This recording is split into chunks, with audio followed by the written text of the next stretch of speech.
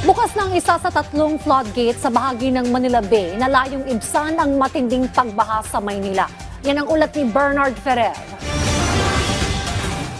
Formal nang binuksan ng mga otoridad ang floodgate malapit sa Manila Yacht Club sa kabaan ng Ross Boulevard bilang bahagi ng hakbang upang maibsan ang matinding pagbaha sa lungsod ng Maynila, lalo na sa mga lugar ng TM Calao, Padre Faura at Taft Avenue tuwing malakas ang ulan. Isa lamang ito sa tatlong floodgate sa bahagi ng Manila Bay na dumadaan sa Sewerage Treatment Plant o STP.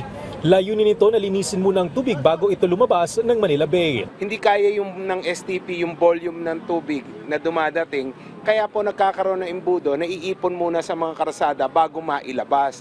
Kaya nga po natin to binuksan ngayon para lang mapalabas muna during rainy season yung tubig. Naglagay na rin ng trash trap sa naturang floodgate upang masala at mahiwalay ang mga basura na maaaring sumama sa agos ng tubig papuntang Manila Bay. Hopefully, mabawasan na yung stagnant water somewhere in the east going to the west.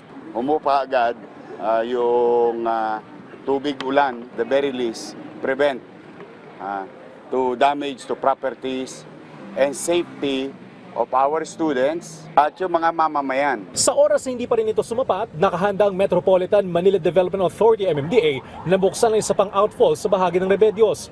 Umaasa ang pamalang lungsod ng Maynila na magdagdagan pa ng Department of Environment and Natural Resources o DNR ang mga proyekto para sa Sewerage Treatment Plant bilang pagtalima sa writ of continuing mandamus na nag-uutos na dapat linisin muna ang tubig bago dumiretso sa Manila Bay. Plano rin ng Manila LGU na itaas ang multa sa mga residente na illegal na nagtatapon ng basura kung saan-saan.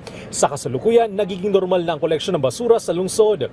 Samantala, nag-inspeksyon din ang MMDA sa drainage system sa bahagi ng MRT-7 Batasan Station dahil sa nararanasang pagbaha tuwing ulan.